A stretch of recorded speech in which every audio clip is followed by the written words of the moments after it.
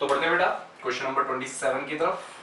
ठीक है, question number 27 में क्या है, देखो हमें फंक्शन दे रखा है और वो कॉन्टिन्यूअस है इस पे 2 पर। ठीक है, और फंक्शन जो हमें दे रखा है fx is equals to kx² और यहाँ पे है 3। ठीक, ये है if x is less than और इक्वल्स टू 2 और ये है if x is greater than 2। ठीक है, और ये कॉन्टिन्यूअस किस पे है, at x is equals to 2, है ना। तो सेम चीज left hand limit x tends to a, मैं यहाँ पे a के हिसाब से लिख रहा हूँ, है ना, ताकि हर बार काम आ जाएगी। Limit x tends to a positive fx is equals to fa, है ना, ये वाली कंडीशन चलती है। तो हमें पता लग गया कि लेफ्ट हैंड लिमिट और राइट हैंड लिमिट इक्वल होगी और ये भी इक्वल होगा। तो वही चीज हम यूज करते हैं। सबसे पहले लिमिट x टेंड्स टू 2 पे चेक करना है, 2 मतलब चेक नहीं करना है, यहाँ तो हमें बताइए कॉन्टिन्यूअस है, 2 नेगेटिव लेंगे fx, तो ये हो जाएगा, देखो limit x tends to h भी ये x नहीं है, h हो जाएगा, h tends to 0 f 2 minus h, right. अब 2 माइनस h यानी कि छोटा, x से छोटा, तो x से 2 से जब छोटा है तो ये यानी कि आ जाएगा limit h tends to 0 k into 2 minus h का होल स्क्वायर, राइट। और देखो जब हम इसको सॉल्व करेंगे तो ये h तो 0 हो जाएगा, 2 2 जो 4 4k हो जाएगा, राइट, 4k। ओके, ऐसे ही जब हम limit x tends to 2 positive रखेंगे fx, है ना, तो हो जाएगा limit h tends to 0 f 2 plus h, है ना। 2 प्लस h का मतलब लिमिट h टेंड्स टू 0, अब यहाँ पे बड़े की बात कर रहे हैं यानी कि 3, तो ये तो डायरेक्ट 3 ही आ जाएगा। और हमें ऑलरेडी पता है कि ये दोनों इक्वल हैं, दोनों को इक्वल पुट कर दो, तो लिख नहीं रहा हर बार, 4k जो हो जाएगा वो 3 के इक्वल हो जाएगा और k की वैल्यू हो जाएगी 3/4, ये आंसर हो गया। ठीक है बच्चों, तो pause the video, note it down, फिर बढ़ते हैं क्वेश्चन नंबर 28 की तरफ। तो बढ़ते हैं बेटा क्वेश्चन नंबर 28 की तरफ। क्वेश्चन नंबर 28 हमारे पास है, देखो हमारे फंक्शन दे रखा है और ये पाई के कॉन्टिन्यूअस है, ठीक है, और फंक्शन जो दे रखा है वो है kx+1 और cos x, राइट। और कब कब है, if pi x is less than और इक्वल्स टू पाई है ना, और if x is greater than pi है, राइट। तो अब देखो ये हमें दे रखा है at x is equals to pi is continuous, हमारा फंक्शन कॉन्टिन्यूअस है, यानी कि इसकी राइट हैंड लिमिट और लेफ्ट हैंड लिमिट इक्वल होगी। सेम वही प्रोसेस हम यहाँ पे लगाते हैं, है ना। तो चेक करो, सबसे पहले limit x tends to pi negative लेंगे fx, है ना, और ये हो जाएगा limit x tends to x नहीं h टेंड्स टू 0, है ना, और ये हो जाएगा f pi minus h, right. Pi minus h यानी कि पाई से छोटा, यानी कि ये वाली इक्वेशन, यानी कि limit h tends to 0 k into x के प्लेस पे पाई माइनस h आ जाएगा, है ना, और +1 h की वैल्यू पुट कर दे तो ये हो जाएगा पाई k या फिर k पाई +1, ठीक है।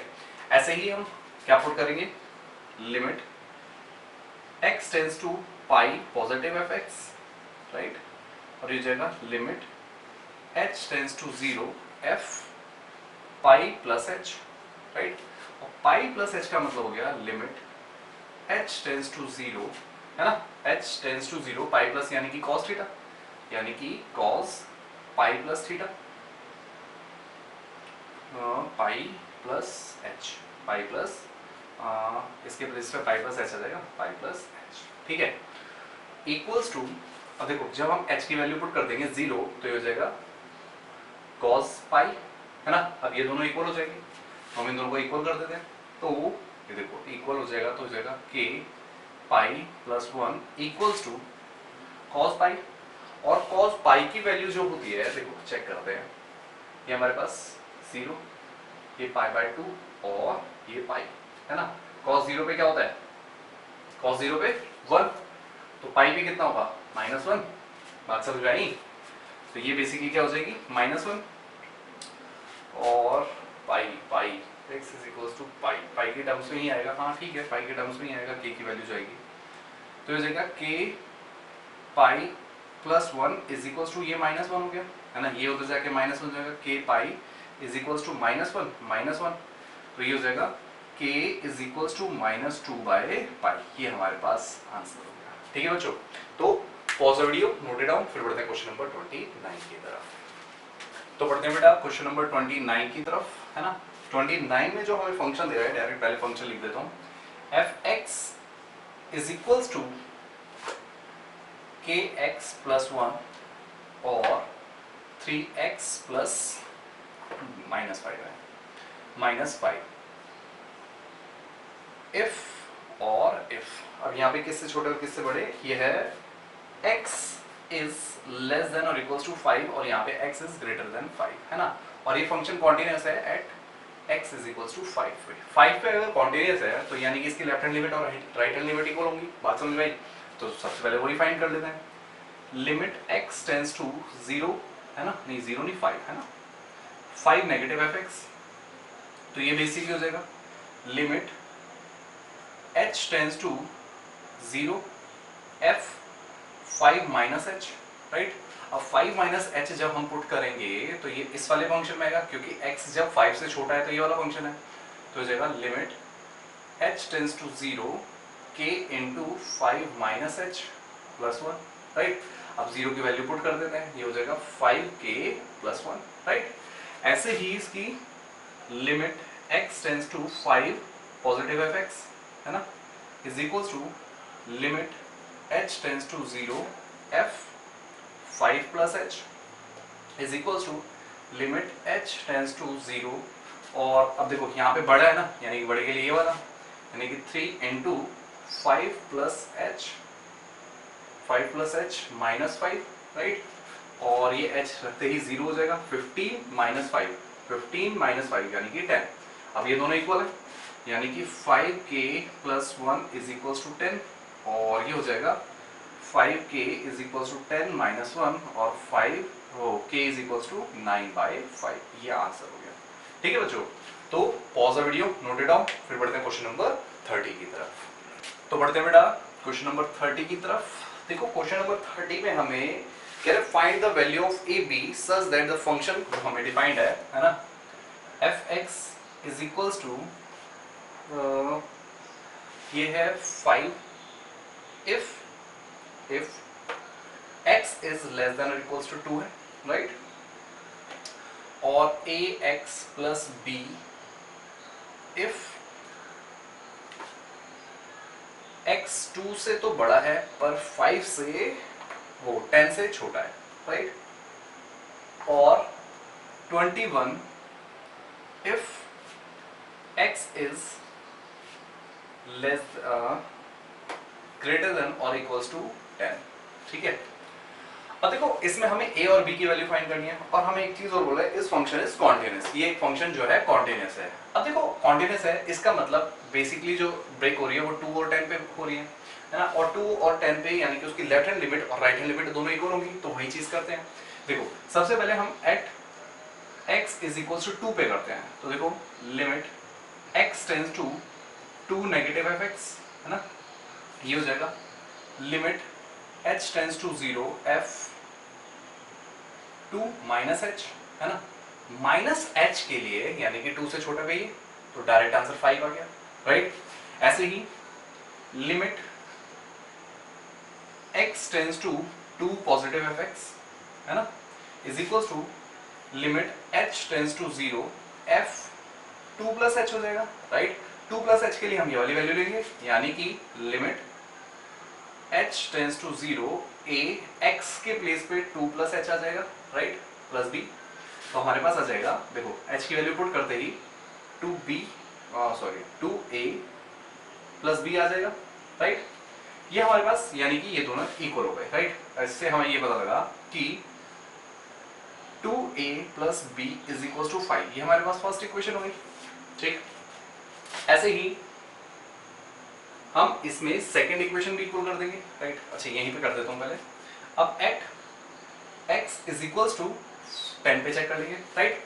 10 पे चेक करने के लिए देखो, limit x tends to 10 negative fx, है ना। इसका मतलब क्या हुआ, limit h tends to 0 f 10 minus h, right.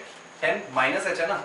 अब माइनस h का मतलब क्या हुआ, माइनस h का मतलब छोटी, यानी कि limit h tends to 0 a bracket 10 minus h plus b आ जाएगा, राइट। अब देखो जब हम 0 इसमें पुट कर देंगे तो ये बेसिकली जो हो जाएगा, ये हो जाएगा 10a प्लस b, है ना। अब हम आगे लिमिट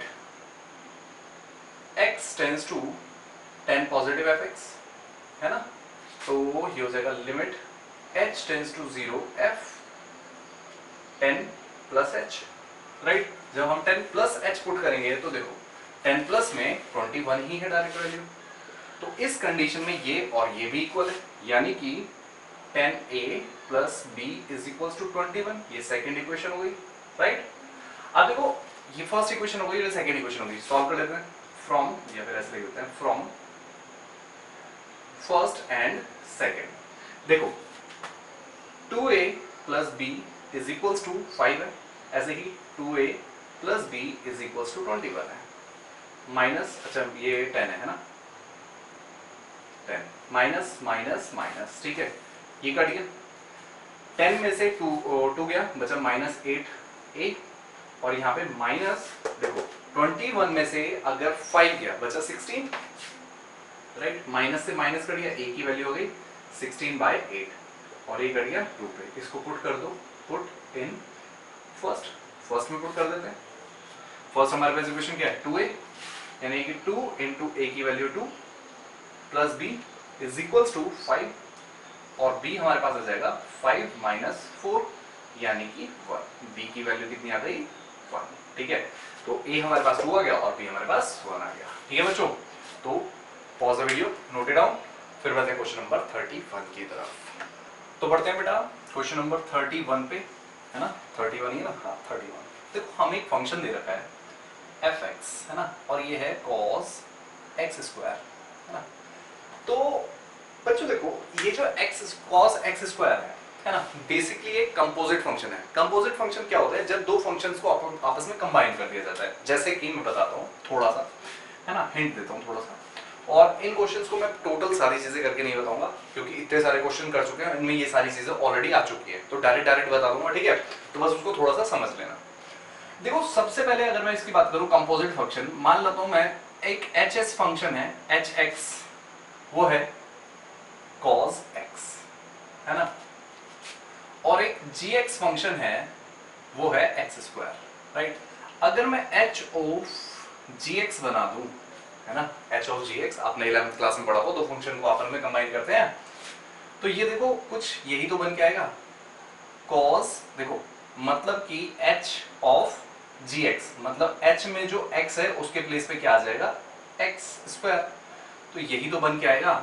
तो ये हो गया हमारे पास fx फंक्शन, राइट। तो बेसिकली ये कंपोजिट फंक्शन है।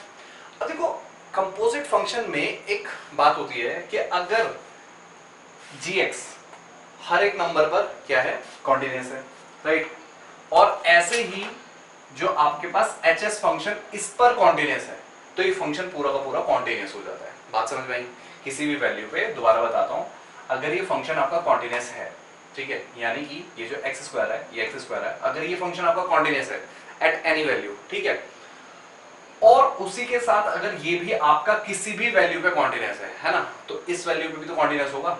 देखो कैसे, सबसे पहले बात करते हैं एक्स स्क्वायर की। एक्स स्क्वायर हमारे पास पॉलिनोमियल फंक्शन है, और मैं हमेशा से बोलता आ रहा हूं कि जो पॉलिनोमियल फंक्शन होते हैं वो हमेशा कॉन्टिन्यूअस होते हैं, राइट। तो हमें पता लग गया कि gx is continuous at x is any real number, any real number, right.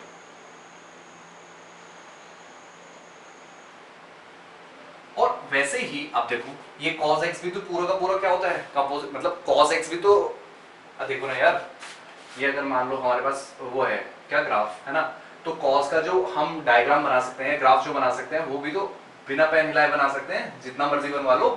बात समझ में आई? तो ये cos भी हमारे पास कॉन्टिन्यूस फंक्शन हो गया, इसको इरेज कर रहा हूं, राइट। तो अब इसी वजह से cos भी हर एक वैल्यू पे क्या होगा, कॉन्टिन्यूस होगा। अब इसका मतलब अगर x पे कॉन्टिन्यूस है तो x स्क्वायर पे भी तो कॉन्टिन्यूस होगा। बात समझे या नहीं समझे? मैं लिख देता हूं, hx is also continuous at GC, मतलब ये इसके प्लेस में मैं यहाँ पे C कर देता हूँ, कोई एक C है ना, क्योंकि x तो यहाँ पे ऑलरेडी है, C है ना, तो GC पे मतलब अगर GC इसमें रखते हैं तो वो भी तो कॉन्टिन्यूस हो जाएगा। at GC at any point, बात समझ में आई? अब अगर ये दोनों कॉन्टिन्यूस हो गए तो हेंस ना fx is continuous at all points। बात समझ में आई? इसी तरह देखो बेटा 32 भी बिल्कुल सेम ऐसा ही है ना, 32 भी देख लेते हैं साथ साथ में। हमें fx फंक्शन दिया हुआ है, fx is equals to mod cos x, mod है ना, मोड cos x। तो इसका मतलब इसमें जो hx रहा होगा वो बेसिकली x रहा होगा, है ना, मोड x, और जो gx रहा होगा वो हमारे पास cos x रहा होगा, तभी तो बना होगा h of gx, है ना, h of gx, यानी कि x के प्लेस पे gx आ जाएगा, gx की वैल्यू cos x है, राइट, तभी तो ये बना होगा cos x। बात समझ में आई?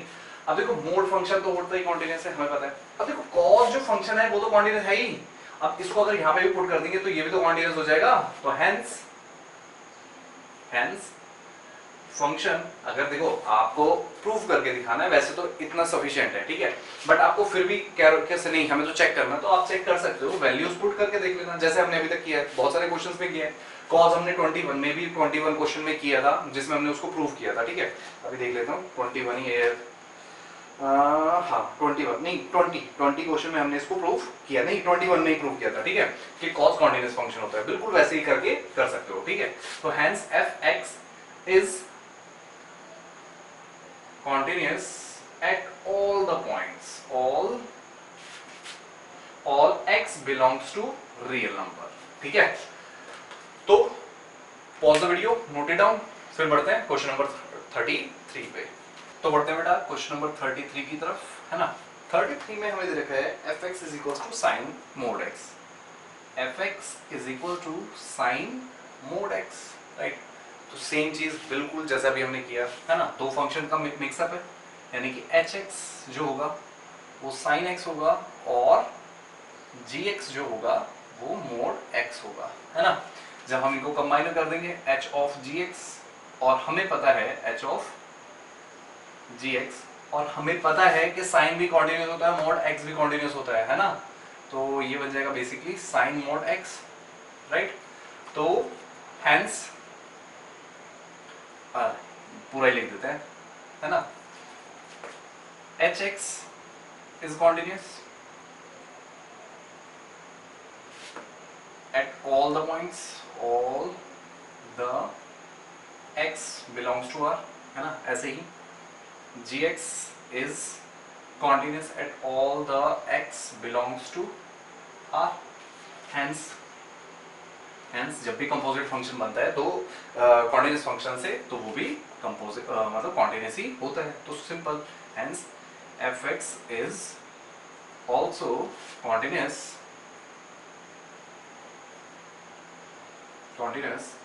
at all x belongs to R, ठीक है बच्चों। तो बढ़ते हैं इसी के साथ 34 भी साथ साथ में कर लेते हैं, वो भी सेम ऐसा ही है ना। तो देखो बेटा इसमें fx जो दे रखा है हमें, वो दे रखा है fx दोबारा लिख देते हैं, fx is equals to mod x minus mod x plus 1, ठीक है। तो इसमें देखो ये जो हमारे ये था ना क्या कौन से कंपोजिट फंक्शन होते हैं, ये कंपोजिट फंक्शन नहीं है, ये दो फंक्शन आपस में प्लस या माइनस हो रहे हैं, यानी कि माइनस हो रहे हैं। तो इस वाले फंक्शन को मैं एच एक्स मान लेता हूं, लिख देता हूं, है ना, h x is equal to mod x और सेकेंड जी एक्स, ठीक है। तो जी एक्स हो जाएगा एक्स प्लस वन। अब हमें पता है ना बेटा, अभी तो बताया, ये भी पॉलिनोमियल फंक्शन है, ये भी ऑलवेज कॉन्टिन्यूअस होगा, ये भी ऑलवेज कॉन्टिन्यूअस होगा। और अगर आपको चेक ही करना है तो बिल्कुल जैसे हमने पिछले क्वेश्चंस में चेक किया ना, लेफ्ट हैंड लिमिट और राइट हैंड लिमिट, ये आपका, अब ये आपको खुद चेक करना है, ठीक है। और मेरे को कमेंट में बताना है कि कॉन्टिन्यूअस है या नहीं है, खुद चेक करके आप लोगों को मुझे बताना है। हालांकि मैं इसको आपको बता ही रहा हूं कि कॉन्टिन्यूअस है, पर आपको सॉल्व करके कमेंट में अगर हो सके तो पिक भी डालना, ठीक है। तो देखो, हमें पता है एच एक्स इज कॉन्टिन्यूअस, क्यों कॉन्टिन्यूअस पता है ना, polynomial function continuous at all x belongs to R and gx is continuous at all x belongs to R, right? तो जब हम इनको प्लस करेंगे, यानी कि fx जो बन रहा है वो दो कॉन्टिन्यूअस को माइनस करने पर बन रहा है ना, hx माइनस gx, राइट? तो ये भी तो कॉन्टिन्यूअस होंगे, हेंस जब ये कॉन्टिन्यूअस है, ये कॉन्टिन्यूअस है, तो hence fx is also continuous, ठीक है बच्चों। at all, ये भी लिख देते हैं, at all x belongs to R, ठीक है बच्चों।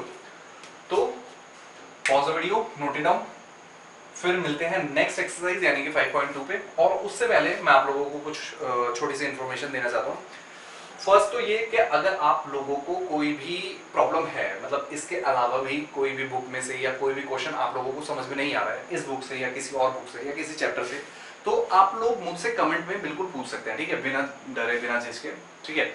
और सेकेंड चीज ये है कि हम जो है ऑनलाइन क्लासेस भी प्रोवाइड करवाते हैं, ठीक है। तो हमारे पास अकाउंटेंसी और मैथमेटिक्स दोनों की ही क्लासेस अवेलेबल है, तो आप लोग चाहे तो ट्राई कर सकते हैं। और अगर आप लोगों को कांटेक्ट करना है तो हमारे लास्ट में, मतलब हमारे नंबर आपको मिल जाएंगे, ठीक है बच्चों। तो pause the video, note it down, और फिर मिलते हैं नेक्स्ट एक्सरसाइज यानी कि 5.2 में। Bye bye.